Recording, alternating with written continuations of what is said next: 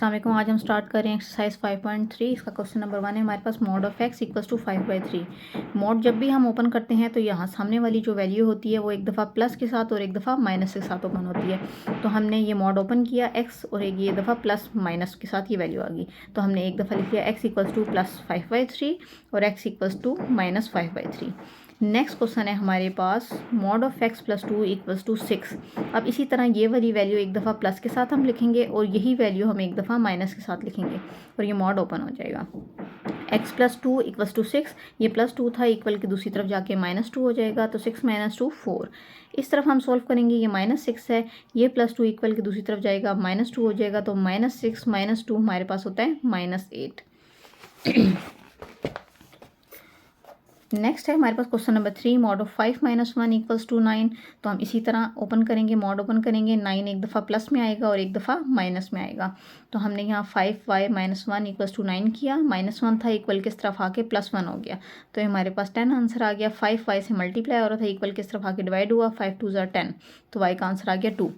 अब यहाँ पे 5y - 1 इक्वल्स टू -9, तो ये -1 इक्वल किस तरफ गया, तो +1 हो गया। तो -9 + 1 equals to -8, minus plus minus और साइन बड़ी वैल्यू का। और उसके बाद 5 मल्टीप्लाई हो रहा था, इक्वल किस तरफ आके डिवाइड हो गया। तो हमारे पास ये y के दोनों आंसर आ गए। नेक्स्ट हमारे पास question number 4, x + 1 equals to 2। तो हम इसी तरह एक दफ़ा प्लस के साथ 2 लिखेंगे और एक दफ़ा माइनस के साथ 2 लिखेंगे। तो ये आ जाएगा x + 1 इक्वल्स टू 2, ये +1 है, इक्वल किस तरफ आके -1 हो जाएगा। 2 - 1 1। और यहाँ पे हम जब करेंगे तो ये +1 है, इक्वल किस तरफ आके -1 होगा, -2 - 1 दैट इज इक्वल्स टू -3। तो हमारे ये दो सोल्यूशन हो गए, एक तो 1 और एक -3। क्वेश्चन नंबर 5 है हमारे पास 6 - 3y इक्वल्स टू 0। अब हम क्या करेंगे कि मॉड ओपन करेंगे तो 0 तो प्लस और माइनस होता ही नहीं है, ये तो एक सिर्फ प्लस ही होता है, इसके साथ बेसिकली कोई भी साइन नहीं लगता। तो हमने एक दफ़ा लिखा फिर, और उसके बाद हमने मॉड को ओपन कर दिया। फिर ये -3y था, इक्वल के इस तरफ गया, तो ये +3y हो गया और 6 यहाँ अकेला रह गया। फिर हमने क्या किया, 3y मल्टीप्लाई हो रहा था, फिर 3 को इस इक्वल की दूसरी तरफ लेके आए तो ये डिवाइड हुआ, क्योंकि एक तरफ चीज़ मल्टीप्लाई हो रही हो तो दूसरी तरफ लेके आते हैं तो डिवाइड हो जाती है। तो 3 2 ज़ा 6, तो हमारा y का आंसर आ गया 2। नेक्स्ट है हमारे पास क्वेश्चन नंबर 6। क्वेश्चन नंबर 6 में हमारे पास कहते हैं 3, आगे मॉड है z - 2 - 4 इक्वल्स टू -2। अब हमने सबसे पहले मॉड को अकेला करना है, तो ये जो 7 वाली वैल्यूज़ हैं हम इनको पहले सॉल्व करेंगे। मॉड को ओपन करने से पहले ये -4 है, इक्वल किस तरफ आएगा, तो +4 हो जाएगा। तो -2 + 4 दैट इज इक्वल्स टू +2। और ये 3 जो है ये इस मॉड के साथ मल्टीप्लाई हो रहा है, इसको हम जब इक्वल किस तरफ लेके आएंगे तो ये डिवाइड हो जाएगा। तो हम इस मॉड को अब ओपन कर लेंगे, क्योंकि ये मॉड अब अकेला हो गया। ठीक है, अब मॉड को ओपन किया तो ये एक दफ़ा +2/3 के साथ आएगा, एक दफ़ा -2/3 के साथ ओपन होगा। तो हमने ये ओपन कर दिया, तो हमने ये -2 था, इसको इक्वल के इस तरफ लेके आए तो ये +2 हो गया। जिस चीज़ की वैल्यू डिनोमिनेटर में ना कुछ लगा हो वहाँ 1 होती है। तो हम क्या करेंगे, इसका एलसीएम लेंगे। एलसीएम लिया तो 3 आया, 2 1 ज़ा 2 और 1 का टेबल 3 पे 3 टाइम्स जाता है, तो 3 2 ज़ा 6। या कैलकुलेटर में भी आप डायरेक्ट वैल्यू पुट करके आंसर निकाल सकते हैं, तो वो भी कैलकुलेटर से भी डायरेक्ट 8/3 आंसर आ जाएगा। नेक्स्ट हमारे पास ये वाला z - 2 इक्वल्स टू -2/3, ये माइनस है, इस इक्वल किस तरफ आया तो प्लस हुआ। उसी तरह हमने एलसीएम लिया, ये -2 था, ये +6 था, तो प्लस माइनस माइनस साइन बड़ी वैल्यू का 4/3 हमारा आंसर आ गया। अगला है क्वेश्चन नंबर 7। हमने इसका मॉड ओपन किया, एक दफ़ा +5 के साथ और एक दफ़ा -5 के साथ ओपन हुआ। ये -1 था, इक्वल किस तरफ आया, +1 हो गया। तो 5 + 1 6, 2 मल्टीप्लाई और था, इक्वल किस तरफ ला के डिवाइड किया तो हमारा आंसर 3 आ गया। 2x इक्वल्स टू -5 + 1, तो हमने इनको सॉल्व किया तो माइनस प्लस माइनस साइन बड़ी वैल्यू का -4 आ गया। 2 मल्टीप्लाई हो रहा था, इक्वल किस तरफ आके डिवाइड हुआ और इनकी कटिंग हो गई, 2 2 ज़ा 4, तो x का आंसर आ गया -2।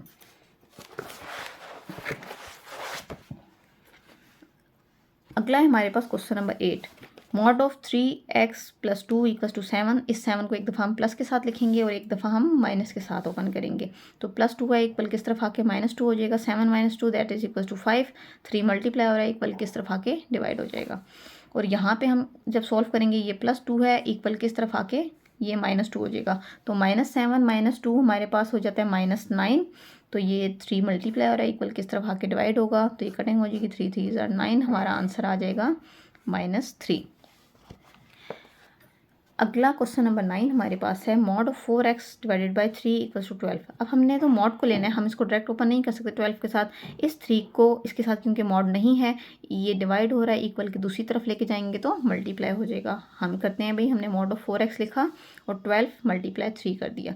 12 मल्टीप्लाई 3 इक्वल्स टू 36 होता है। तो हमारे पास अब ये मॉड की फॉर्म, अब इसको हम ओपन कर सकते हैं। तो इसको एक दफ़ा हम प्लस के साथ ओपन करेंगे और एक दफ़ा माइनस के साथ। ये हमने प्लस के साथ लिखा, ये हमने माइनस के साथ ओपन किया। अब 4 मल्टीप्लाई हो रहा है, इक्वल किस तरफ आके डिवाइड हो जाएगा। तो 4 9 36 होता है, तो हमारे एक्स का आंसर आ गया 9। यहाँ पे 4 इसी तरह जाके डिवाइड होगा, तो इसका ये भी 4 9 36, लेकिन ये माइनस साइन साथ आएगा। तो हमारा आंसर आ जाएगा 9 और -9। नेक्स्ट है हमारे पास क्वेश्चन नंबर 10।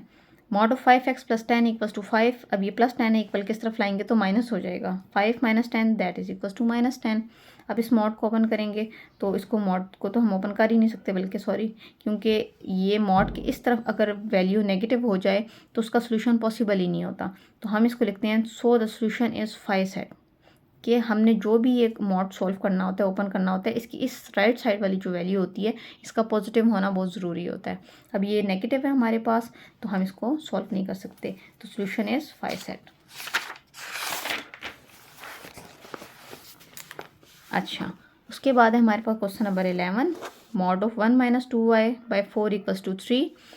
हम इसको ओपन करेंगे। सबसे पहले तो ये डिनोमिनेटर में से 4 ख़त्म करेंगे ताकि मॉड अकेला हो जाए। 4 multiply 3 that is equals to 12। अब हमने मॉड को एक दफ़ा प्लस के साथ और एक दफ़ा माइनस के साथ ओपन किया।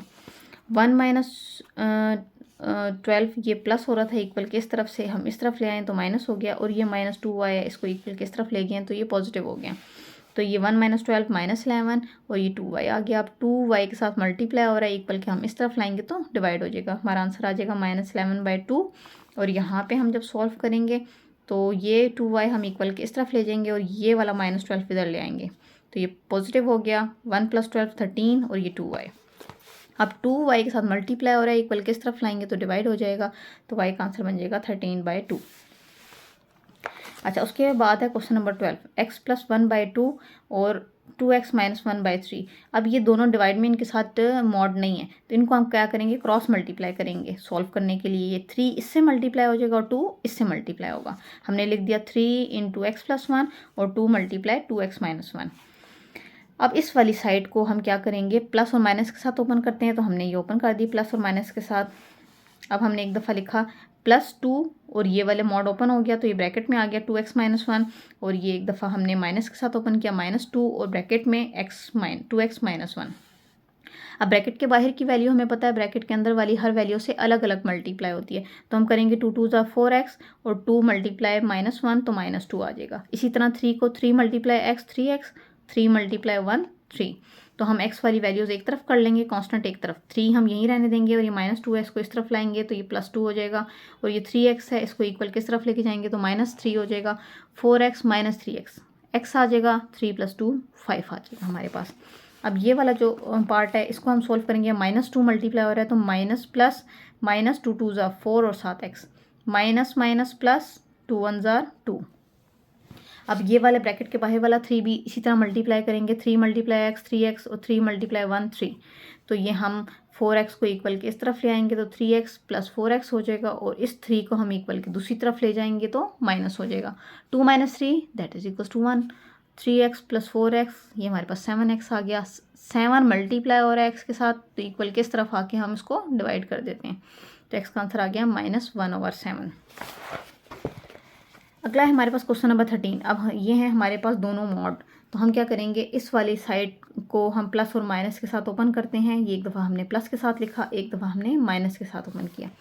अब हमने ये सॉल्व किया तो 5x - 3 = x + 7। इस x को मैं इक्वल के इस तरफ ले जाऊंगी और -3 को इक्वल के इस तरफ ले आऊँगी, तो 7 + 3 10 हो गया, और 5x - x 4x हो गया। 4x के साथ मल्टीप्लाई हो रहा है, इक्वल के तरफ ला के डिवाइड किया, ये 2 के टेबल से कटेंगे, और ये 2 2 = 4 2 5 = 10, तो 5/2 हमारा आंसर आ गया।